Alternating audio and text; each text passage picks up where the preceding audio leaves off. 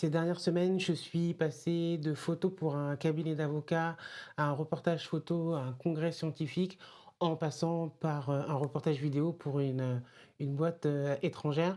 Je vous emmène sur cette vidéo, sur ces différentes expériences et le matériel qu'il a fallu adapter en fonction de ces différentes prestations. Direction une école de management en Seine-et-Marne. C'est la deuxième année que je travaille avec eux. C'est via une agence de communication qui s'appelle iStriver, avec à sa tête Laurent Notte. Donc il m'envoie dans cette école pour réaliser des portraits de l'équipe, de la direction, et aussi pour réaliser une quarantaine, voire une cinquantaine de photos qui formeront une banque d'images que l'école pourra utiliser tout au long de l'année. Alors ce jour-là, en l'occurrence, on s'est un peu mal compris et je pensais qu'il y avait que des photos donc des petites mises en scène avec les étudiants, les professeurs et la direction, mais il y a aussi finalement des photos des portraits d'équipe qu'il faut remplacer de ceux que j'ai fait la fois précédente. J'avais pas pris de fond, mais heureusement j'avais quand même pris mon set de flash. Je me suis dit on sait jamais. J'ai bien fait, mais j'avais pas pris de fond. Heureusement, l'école, il y a pas mal de murs blancs, donc j'ai pu trouver facilement juste à l'extérieur du bureau de la direction pour installer mon studio.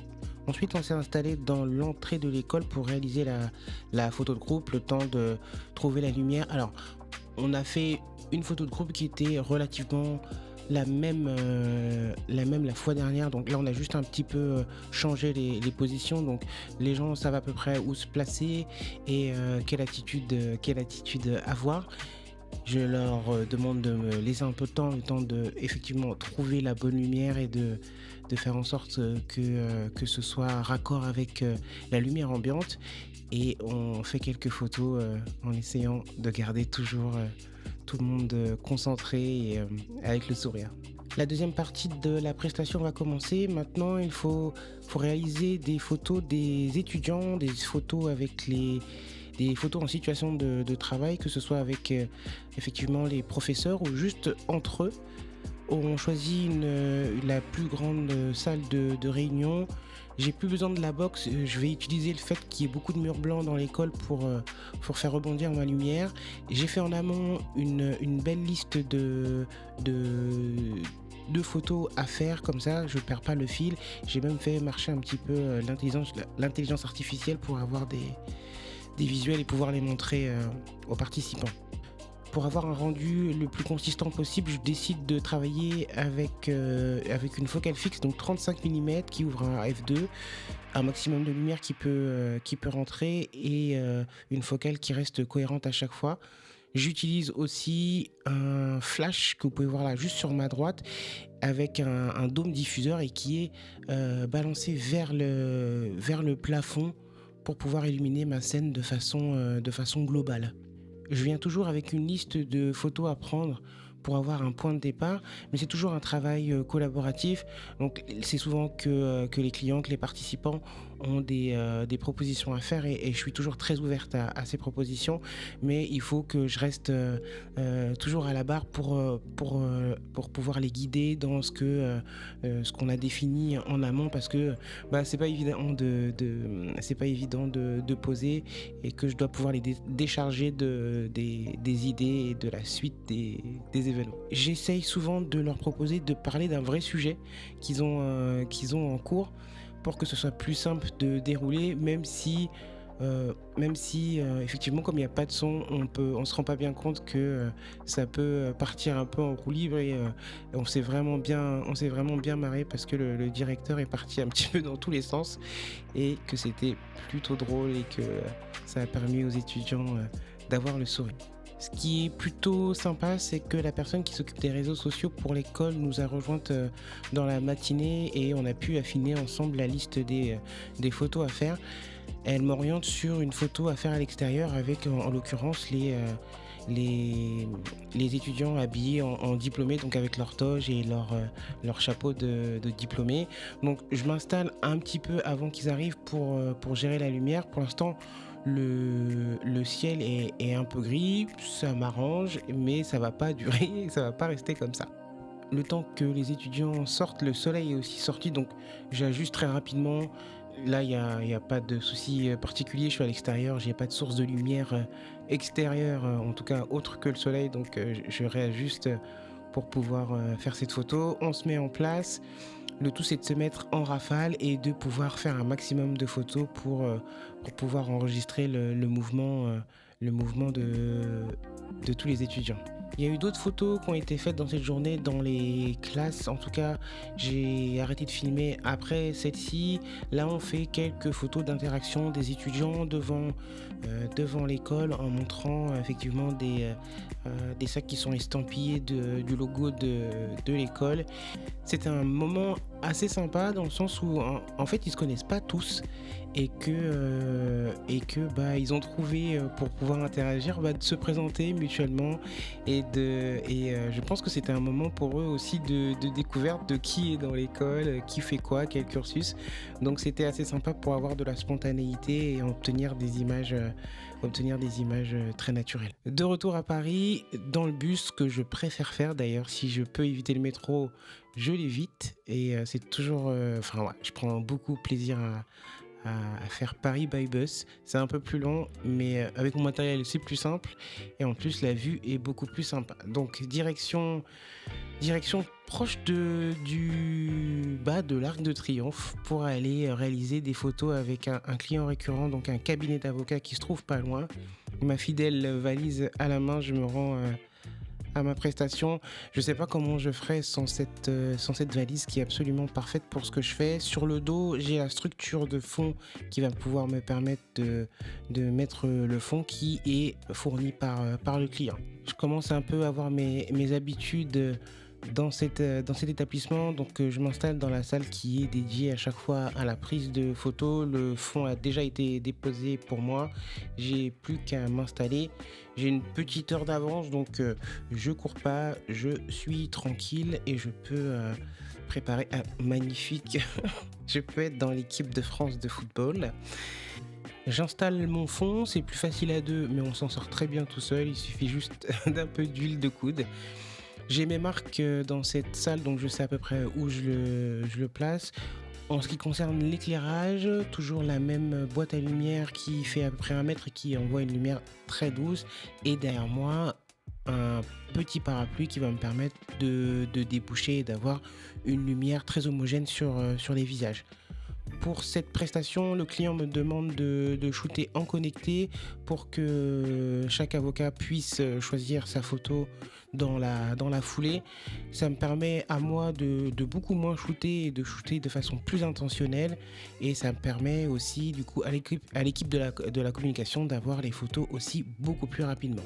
Le matériel qui n'est pas utilisé est mis de côté, la valise est rangée. Je peux maintenant déterminer la distance entre le fond et les personnes photographiées. En général, il y a 1,5 pas, donc je me remets ici, un petit coup de gaffeur et on est prêt. Au final, en 20-25 minutes, le studio est installé. Je me permets un petit thé avec l'eau chaude que l'équipe d'accueil prépare toujours avant que j'arrive, et je me permets de répondre à quelques mails avant de commencer. Et la bonne surprise, c'était de découvrir dans la signature d'un de mes clients, la communauté de communes du Pays du Valois, un nouveau visuel sur lequel on a travaillé ensemble. Donc je fais quelques mails et puis j'attends mon premier client. C'était une séance plutôt rapide ce jour-là. Il m'arrive avec ce client de venir pour 20-30 profils comme pour 5 ou 6. Donc cette fois-ci, c'était une journée plutôt rapide. On est reparti sous le ciel pas du tout bleu de Paris. J'ai oublié mon parapluie à la maison ce jour-là, mais je me rappelle que je suis photographe et que des parapluies, j'ai que ça dans mon sac. Donc je me dis qu'Elincro me pardonnera et que je vais utiliser pour me protéger en attendant mon bus. Paris encore. Rendez-vous cette fois-ci à la rédaction de la Déferlante, un magazine avec lequel je travaille régulièrement. On a rendez-vous pour faire des photos dans le cadre de leur maison d'édition. Je repère un peu le spot. Je vais faire des photos en extérieur tout à l'heure dans ce square. Pour le reste, ce sera des photos sur fond, un studio que je vais installer donc dans les bureaux de la rédaction, des photos de Mélanie Gourarier et de Laura Verker. À l'occasion de la sortie de leur livre, c'est l'occasion de réaliser quelques photos qui vont pouvoir permettre d'illustrer la promotion de cet ouvrage. Même si j'ai un brief, j'ai quand même beaucoup de liberté sur le rendu des photos, donc je décide de tester deux plans d'éclairage. Un éclairage avec une lumière principale un petit peu plus contrastée, donc plus focalisée sur les lumières très focalisées sur les visages. Et ensuite, une lumière, j'essaierai quelque chose avec une lumière un petit peu plus douce pour pouvoir proposer plusieurs alternatives à la rédaction. Pour les optiques, mon fidèle 24-105 toujours vissé pour tout ce qui est travail de type studio, et pourquoi pas une focale un petit peu plus spécifique, donc là un 45 mm pour voir ce qui fonctionne le mieux. J'ai une petite heure et demie devant moi. L'exercice, c'est de réaliser des photos individuelles et aussi des photos toutes les deux dans chaque configuration. Je ferai exactement la même chose quand je serai à l'extérieur. Pendant ce temps-là, je dois aussi partager mon temps avec Emma qui a pour mission de réaliser, elle, les interviews pour les réseaux sociaux à l'occasion de la sortie du livre. De la prestation suivante, cette fois-ci prestation vidéo. La mission, réaliser 4 courtes prises de parole, c'est-à-dire que je dois filmer une personne qui doit annoncer un rapport annuel dans 4 endroits différents, un seul cadrage, les prises de parole sont d'une dizaine de secondes. Et je m'assure donc la veille d'avoir bien tout ce qu'il faut. Il y a un petit peu plus de choses à prendre en compte, d'éléments à prendre en compte dans le setup vidéo. Donc je m'assure de tout bien remonter pour être sûr que j'oublie rien, que tout fonctionne bien et que je sois prête pour la mission à venir. C'est aussi l'occasion avec la vidéo qui prend de plus en plus de place, de découvrir les différentes façons dont je peux arranger mon matériel dans ce sac. Tout ce que je dois prendre avec moi, parce que comme en photo je fais la même chose, je prends tout en double, donc j'ai un deuxième appareil, de quoi monter mon rig s'il y a besoin de resserrer quelque chose. Donc j'ai toujours mon petit Laserman avec moi, qui est vraiment aussi un de mes fidèles compagnons. Donc voilà, c'est l'occasion de tester un peu comment je peux arranger mon sac en fonction des prestations.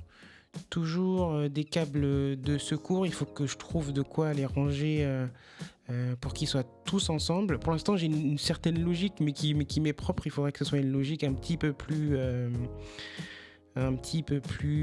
définie. Mais bon, c'est un travail qui est toujours, c'est en construction. Je m'arrange pour prendre également, même si j'ai mes petits AirPods, je prends quand même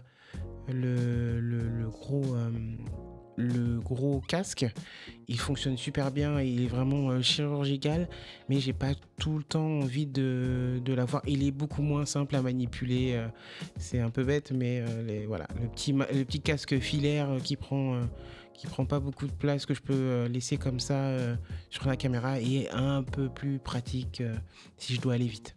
En ce qui concerne l'éclairage, une box de 90 cm, bien sûr un trépied pour la caméra principale, de quoi installer la lumière, mon tout petit chat d'amour qui dort. Pour la lumière, j'utilise toujours la Nanlite de 300 watts qui fonctionne très bien avec le câble et bien sûr la rallonge. Dans la petite sacoche la rouge, je mets une petite lampe de secours. On ne sait jamais, ça peut servir, une petite lampe d'appoint. Arrivé sur le lieu de la prise de vue, on a Levallois-Perret. Je travaille régulièrement avec cette entreprise qui me fait confiance pour la photo depuis 2 ans maintenant, et qui me permettent de faire mes preuves maintenant en vidéo. Donc je fais mes premières armes avec eux sur cette prestation. On s'installe dans une des salles au dernier étage. Je fais les prises de vue d'essai avec le graphiste Seigneur Jérôme, qui est souvent là lors de la réalisation de que ce soit les projets photos ou vidéo, qui m'accompagne donc sur la direction artistique de tous ces projets. On fait un premier test, la première prise de parole se fera assise, on en fera une aussi debout dans le même endroit et ensuite on ira à la recherche de d'autres spots dans l'entreprise pour voir ce qui est faisable pour avoir plusieurs alternatives. L'audio est prêt, il n'y aura plus qu'à l'installer sur la personne interviewée. En ce qui concerne la lumière, ma torche de 300 watts, quand il y a des baies vitrées et qu'il faut il y a une petite compétition avec la lumière extérieure, elle peut montrer un peu de faiblesse. Depuis, j'ai investi dans une torche plus puissante pour justement ce cas de figure. Par contre, quand on est dans des configurations à l'intérieur où il n'y a pas besoin de combattre la lumière, en tout cas de s'ajuster à la lumière, à l'exposition de l'extérieur, 300 watts, c'est largement suffisant. Je me dis que maintenant, je suis équipé pour les deux cas de figure. Comme souvent, retour, Gare du Nord, Picardie, dans mon train. On reste justement dans ma Picardie, rendez-vous au CETIM de Senlis pour réaliser un reportage cette fois-ci. 2 jours de congrès scientifiques avec beaucoup d'intervenants et de conférences.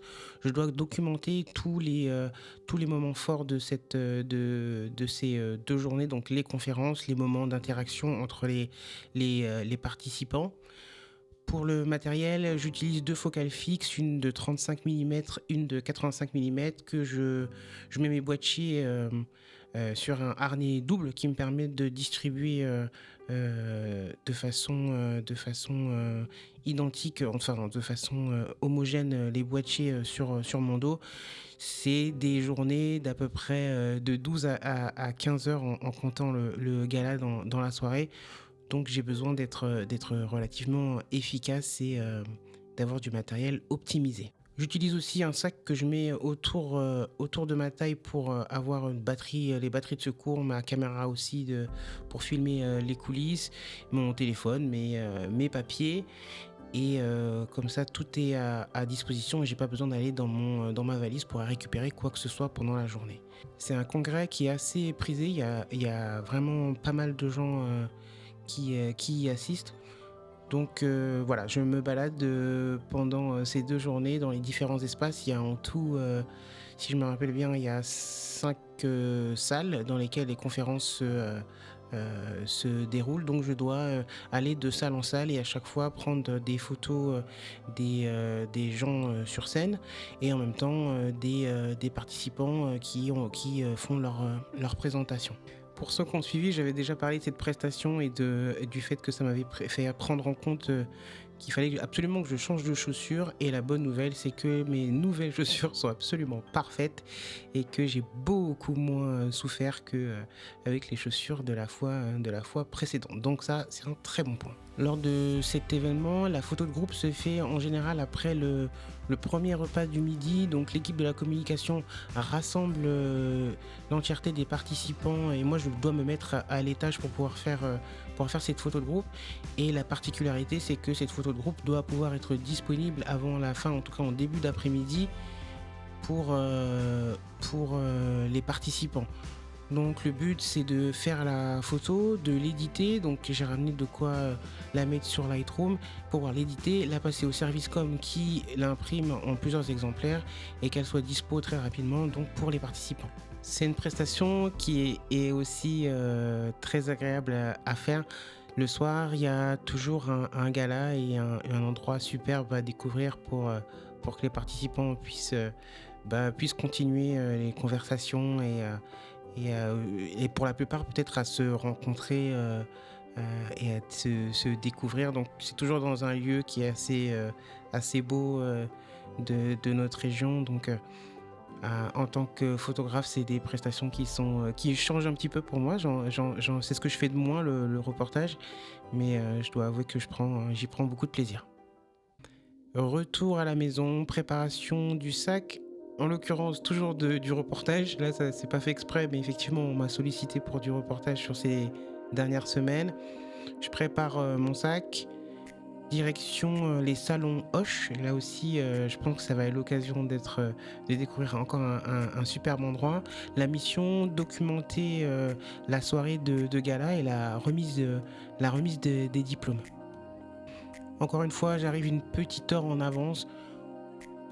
Avec le temps, j'aime vraiment plus courir dans tous les sens. Donc j'ai le temps de découvrir, de faire ma bucolique et de découvrir tous les endroits, comment sont agencées les salles et aussi où est-ce que je vais devoir installer. Je dois installer un photocall, donc je vois avec l'équipe de l'établissement où est-ce que je peux m'installer. Pour l'instant, je découvre aussi la salle où va se dérouler la remise des diplômes. Je m'aperçois que j'ai pas d'habitude sur une autre salle, j'ai un peu de place sur les côtés pour me déplacer sans embêter personne. Là, je me rends bien compte que je vais devoir passer devant les gens si je veux un peu photographier la scène de plus près. Je vois avec l'équipe de la communication qui me dit qu'il n'y a absolument aucun problème et que je peux me déplacer comme je l'entends. La toile qui va servir pour le photocall n'est pas encore arrivée, mais je sais maintenant où est-ce que je peux m'installer. Donc, je me dis que je vais déjà installer mes flashs et qu'il n'y aura plus qu'à monter la structure. Enfin, c'est pas moi qui m'en occupe, mais que la structure sera montée à temps pour faire les photos. Là, c'est la salle où va se dérouler ensuite le gala avec la teuf pour le bureau des étudiants. Je commence mon installation, elle est assez simple, deux flashs de part et d'autre de la toile qui sera estampillée du logo de l'école. On veut une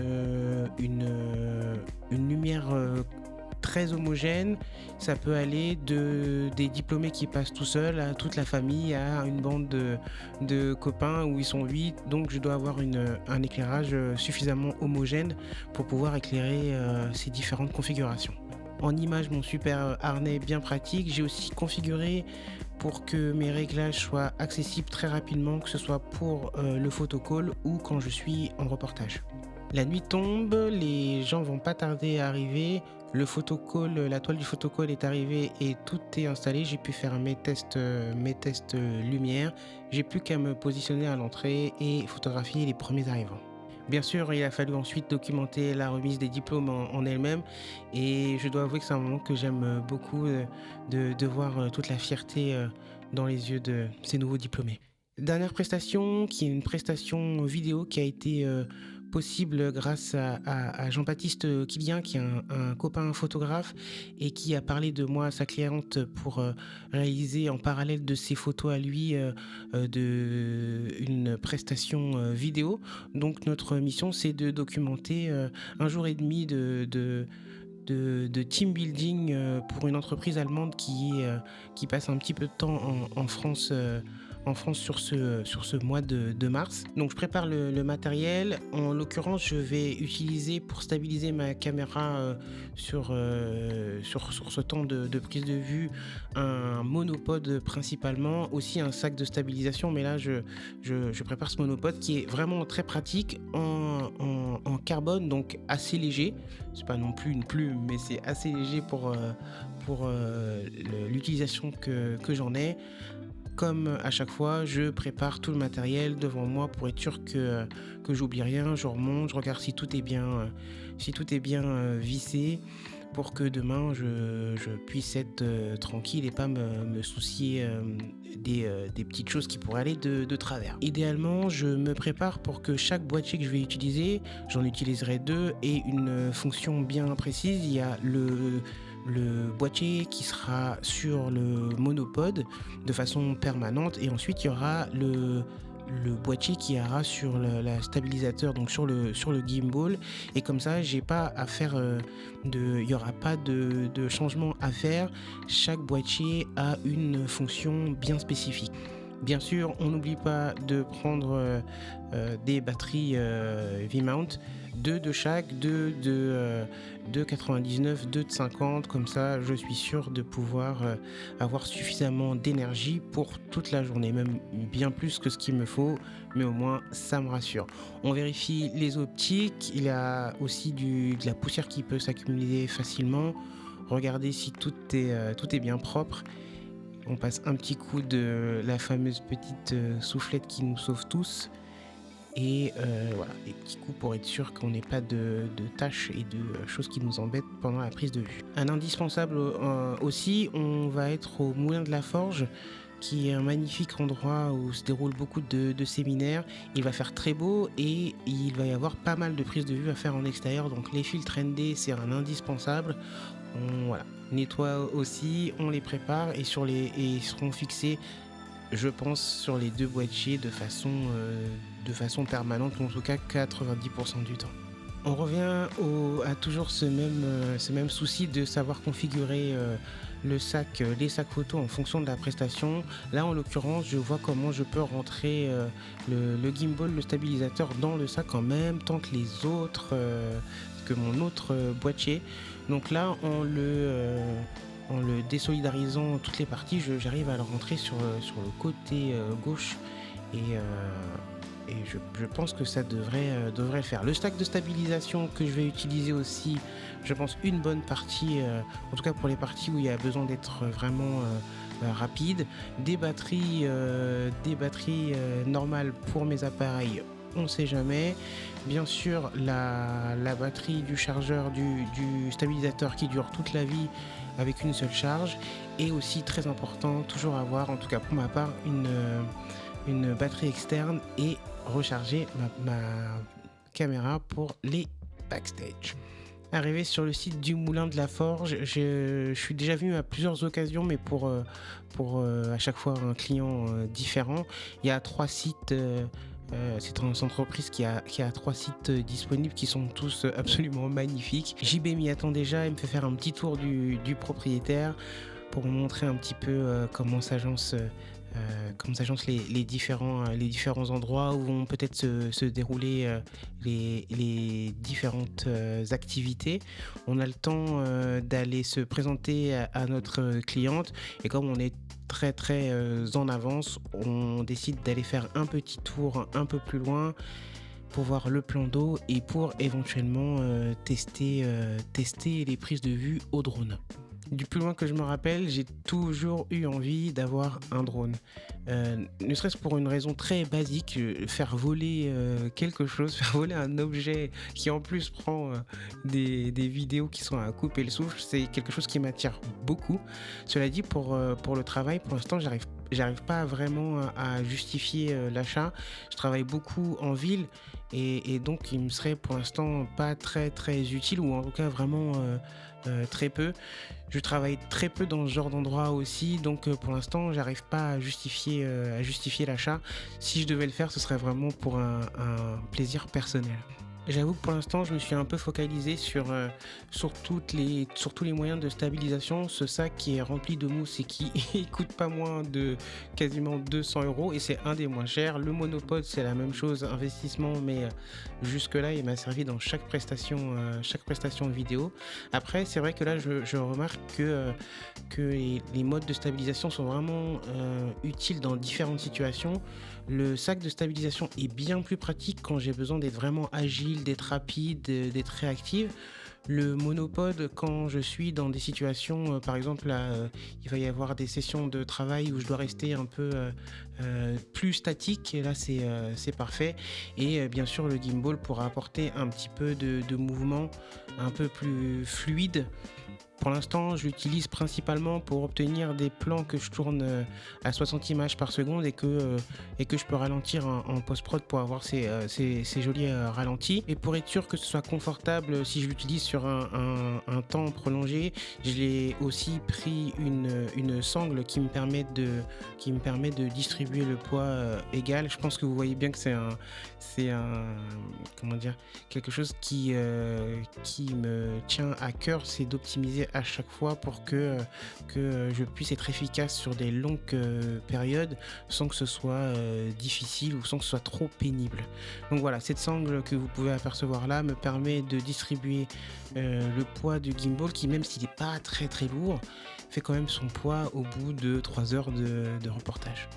Tout est prêt, j'ai pas besoin de tout maintenant, donc pour l'instant je prends que le gimbal et on est parti avec JB pour commencer notre reportage et documenter déjà les extérieurs. Le tout ça va être d'avoir un maximum de prises de vue pour pouvoir illustrer correctement les différentes vidéos. Pour moi la mission en tout cas c'est d'avoir une vidéo assez longue entre 3 et 4 minutes et d'avoir aussi une vidéo qui se déclinera pour les réseaux sociaux de moins d'une minute.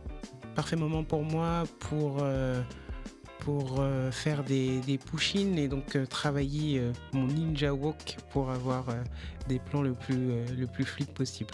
C'est vraiment un outil étonnant, je me suis fait plaisir en prenant la dernière version, donc le DJI Ronin RS5.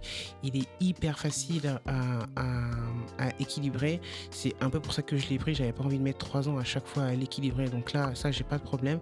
C'est un outil qu'il faut utiliser, qu'il faut vraiment bien réfléchir avant de l'utiliser, il faut avoir vraiment quelque chose d'intentionnel.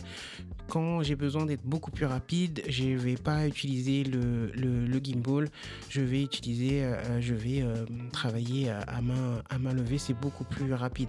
Mais pour certaines prises, il est inégalable. On continue notre reportage direction la session de travail qui se déroule dans l'après-midi, documenter les différentes prises de parole, faire une photo de groupe entre-temps, JB s'en occupe. Pour le reste, une fois que c'est terminé, on va pouvoir documenter leur soirée, c'est-à-dire du temps passé ensemble. Nous, on en profite aussi pour aller à la rencontre de ceux qui se baladent un peu dans le domaine, direction le Kangoo de JB et on va se balader. Lui, il connaît l'endroit par cœur et on fait d'autres plans qu'on pourra ajouter à notre reportage photo et vidéo. Voilà pour ces dernières semaines de prestations. Merci de suivre mes aventures. Je vous dis à la prochaine. Bye.